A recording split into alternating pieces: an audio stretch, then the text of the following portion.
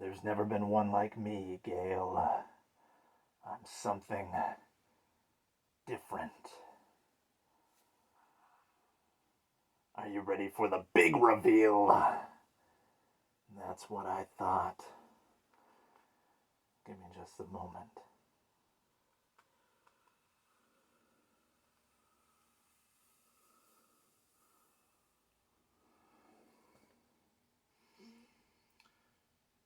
You weren't expecting me, were you? I didn't think so.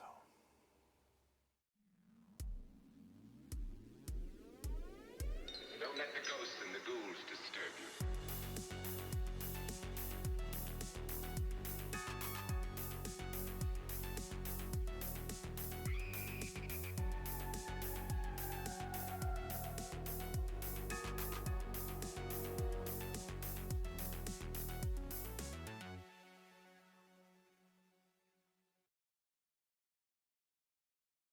Hey, what is up, guys? It's Josh from Nightmare on Woodsboro Lake, and today we are going to talk a little bit about Scream 6.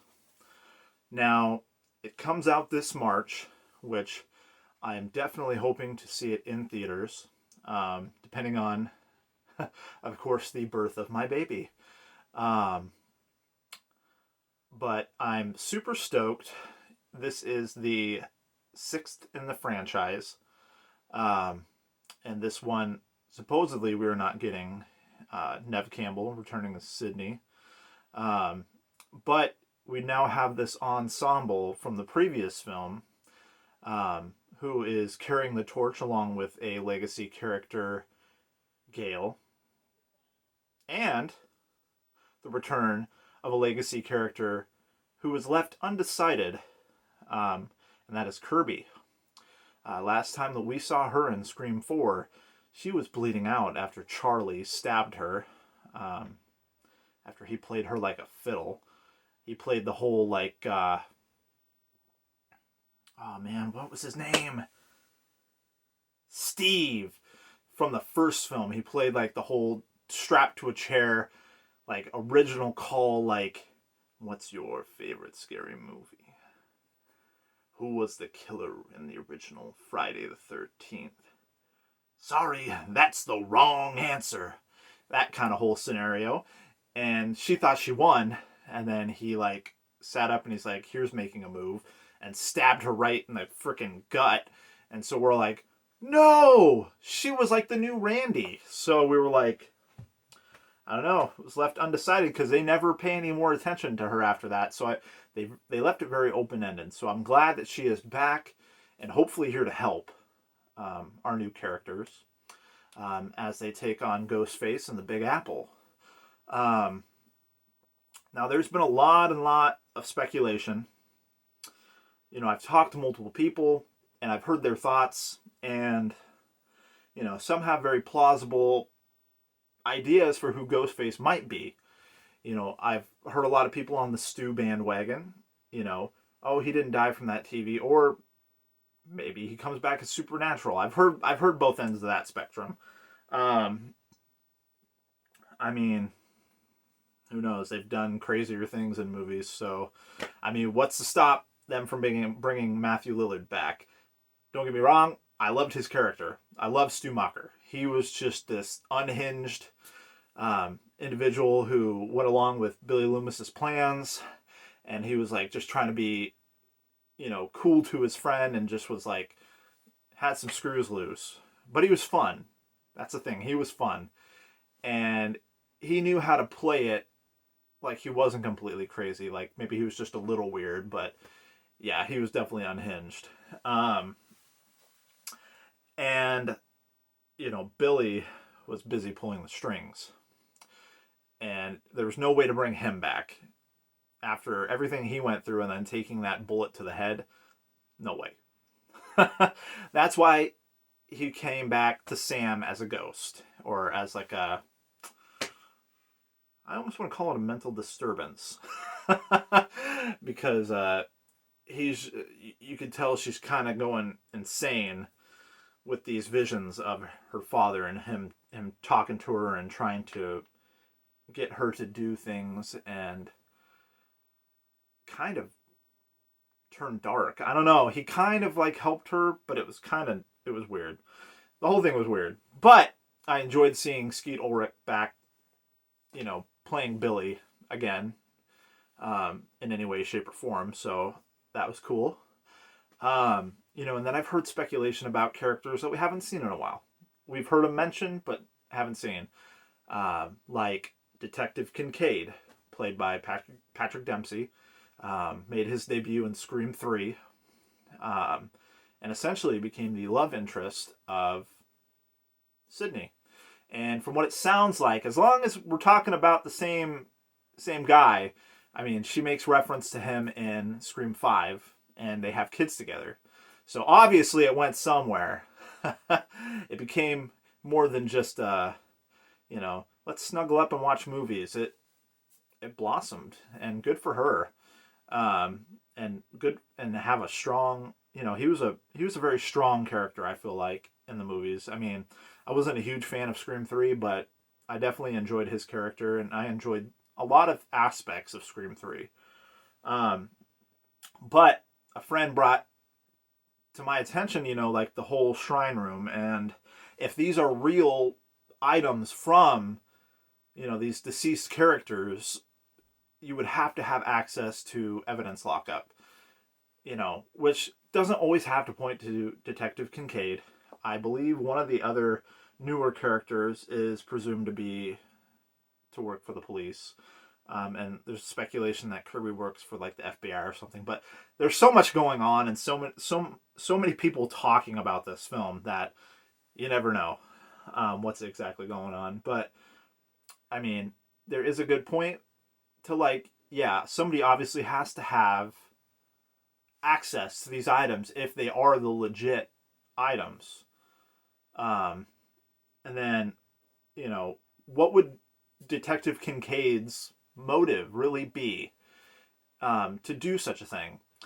And I thought about it, and I was like, well, maybe if he's just really trying to screw with Sydney, and the way to do that is to get super close to her, start a family, and just really insert himself into her life just to bring it all crashing down.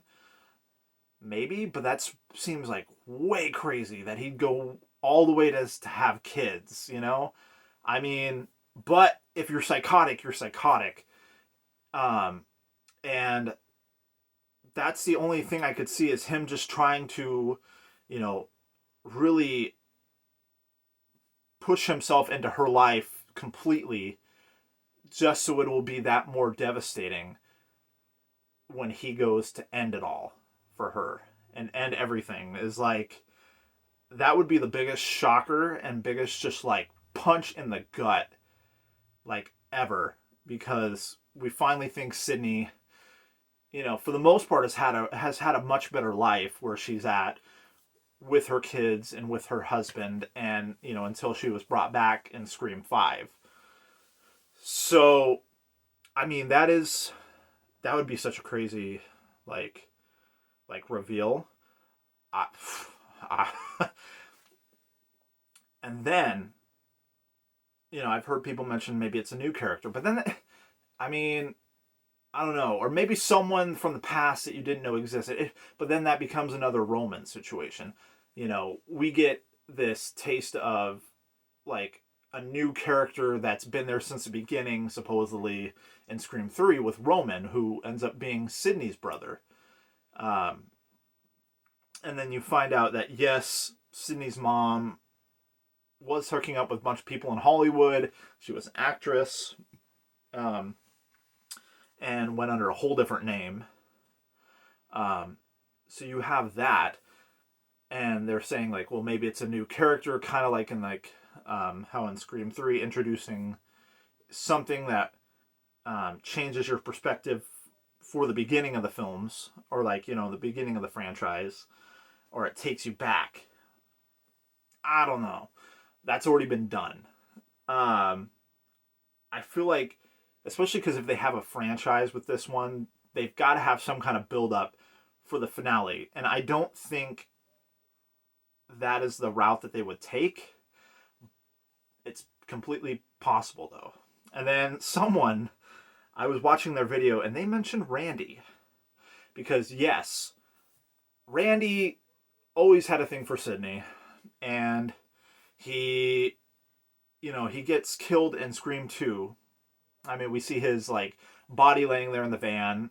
There's blood on his face. You don't really see the extent of his wounds, and I mean, it almost becomes another Kirby situation, and that would be quite the twist, because maybe he is really madly in love with Sydney, and he was just trying to work his way into that circle, but now he's here for vengeance and to just destroy everything, which seems a little far-fetched. I always believed in my heart that Randy is a good guy.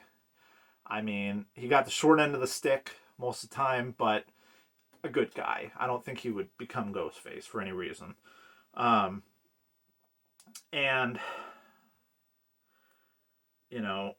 they didn't, show, I guess they didn't really for any of the characters, so I can't say that, because one of the people's point of view was, well, why wasn't there a funeral? Or why wasn't there this? Well, did we have any in the first? Did we get our funeral for Tatum? No. It faded to black, as they're, coming up on Stu's house, reporting and, they're hauling Dewey away on a stretcher, and it, pans out over the valley and goes to black. You don't get anything after that. So why would they do a funeral for Jamie Kennedy's character, Randy? So there's some holes in that theory. It sounds sound when you think about it, but then it's like, well, they didn't do it for anybody else, so it doesn't really work. And then other people say that they brought back Kirby to ultimately become the Ghostface.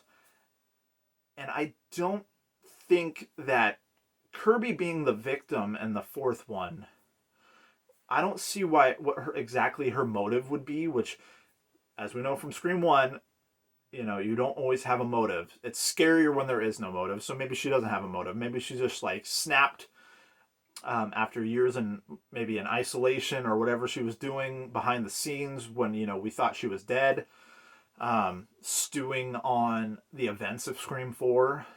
But it's another one that I just don't picture. But you never know with Scream.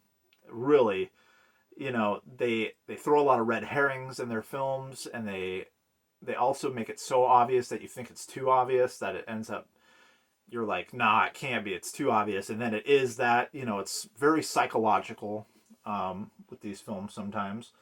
And honestly, I don't think I want to guess anymore. I don't think I went into it thinking, I'm like, I wonder who it could be. I just want to go into this blank-minded. I just want to be surprised. So I'm not going to dig too much into that. I have some pretty high hopes for this. I mean, just from the last trailer that dropped, it looks super intense. And it looks like there's just going to be so much revealed, so much going on. And it's taking a whole different route than Scream 5 with its whole requel approach. So I'm going to go into it with open mind, an open heart, and see where this ride takes us.